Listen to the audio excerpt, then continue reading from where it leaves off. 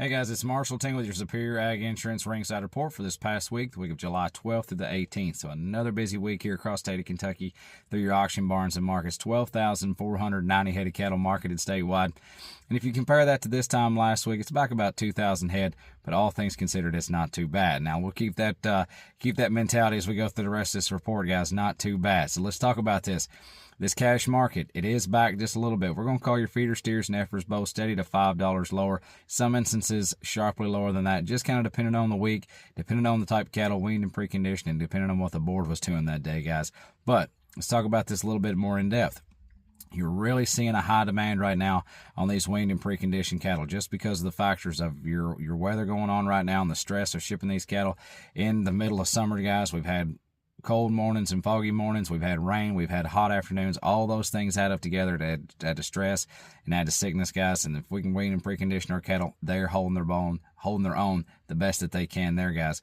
If they're not weaned and preconditioned, it's a little bit tougher of a trade as far as getting these cattle sold. At the same time, let's talk about this. Let's stay optimistic here, guys. It was back, the board was back this past week, guys, but as far as yesterday, Monday morning, it opened up $2 higher, and it closed at $6.05 higher last that I checked yesterday afternoon, so we'll keep that as an optimistic note there. Now, talk about these cattle as a whole. Let's stay optimistic here, guys.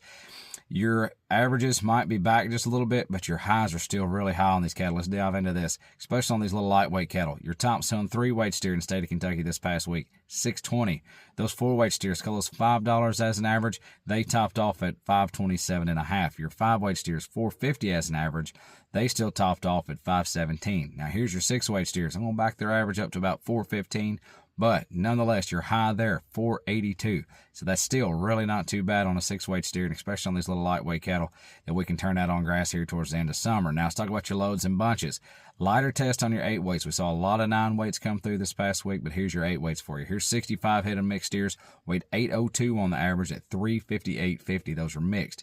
Now here's 61 head of black steers, weighed 826 on the average, 369.50. 21 head of red and Charolais cross steers, 838 on the average, 360 on the dollar there, and then 58 head of black and Charolais cross steers, weighed 858 at 346. As you can see, the closer they get to 9, guys, the more they drop them back just a little bit. Now let's talk about your CME feeder cattle index for the week. It has slid back as well. Monday the 13th, 370.32.